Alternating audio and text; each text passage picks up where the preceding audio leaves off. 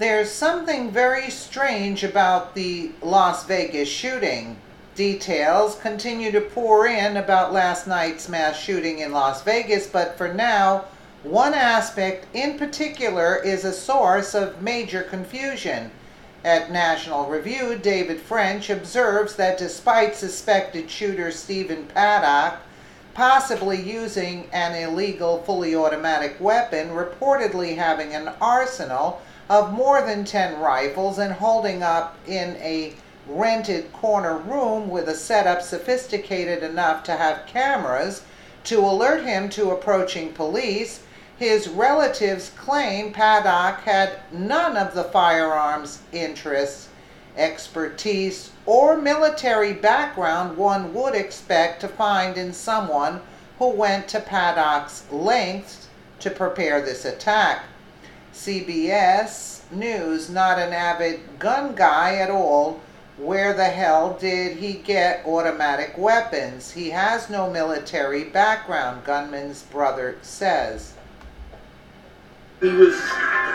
Did you know him to have guns? Was he an avid shooter? I mean, No, not that... not an avid gun guy at all. The fact that he had those kind of weapons is just... Where the hell did he get automatic weapons? He has no military background or anything like that. I mean, when you find out about him, like I said, he's a guy who lived in a house in Mesquite and drove down and gambled in Las Vegas. He did stuff, eat burritos.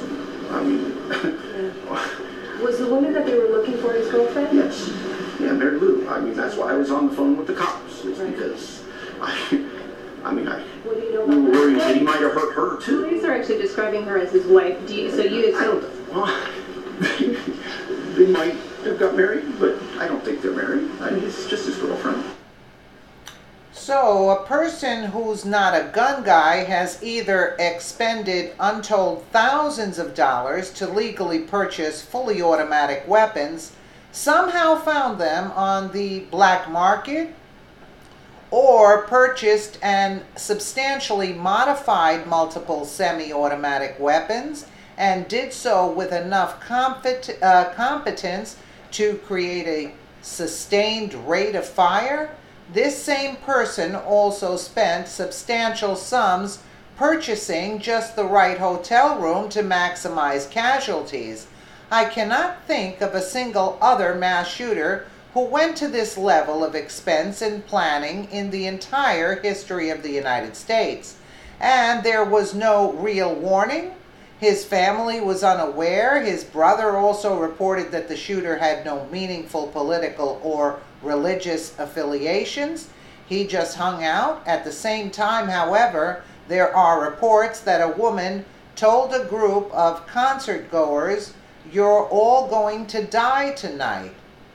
The Federalist's Sean Davis explained that contrary to the howling of knee-jerk leftist demagogues, that this happened because it's either easier to buy guns than books in America.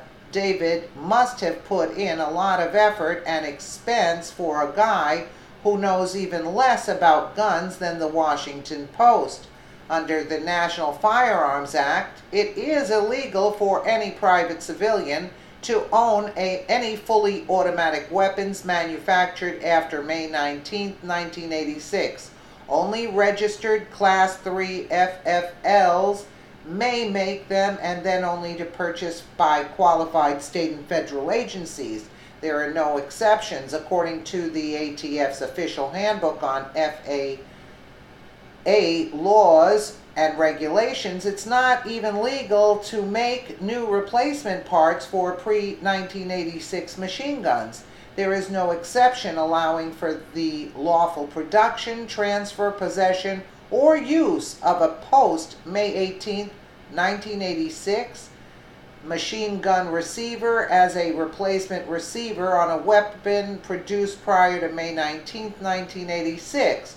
So what about pre-1986 machine guns? Are civilians permitted to own those? Yes, with a host of exceptions. The pre-1986 machine guns may be sold only by a Class 3 FFL and must be registered with the ATF. Easy peasy, right? Not really. The process of registering a NFA item with the ATF is costly, invasive, and time-consuming. And that's just the federal registration process. We haven't even discussed the cost of purchasing a legal machine gun. If you can find a legal ATF stamped pre-1986 machine gun for less than $10,000, then you're a miracle worker. Charles C. W. Cook, it's true, big departure, full auto cost, $10,000 plus, requires deep FBI check, legal autos, used 3 crimes since 34. I'm not a gun person, so I don't really know about that. It seems that either the brothers' claims are a load of garbage or Paddock had help. And while it's still early, there are signs that either would be the case. It turns out that Stephen is the son of former FBI Most Wanted list Alan Patrick Benjamin Paddock, and even more incredibly, ISIS claims that Paddock carried out the shooting in their name. There are conflicting reports as to whether he converted to Islam or had mental problems that sparked this. Again, there is a lot of unclear and disturbing information to sift through about this horrifying story. We will continue to follow it as it unfolds. Yeah, this is kind of strange, but it would be interesting to get to the bottom of it. Let me know what you guys think in the comments below. And again, thank you so much for watching.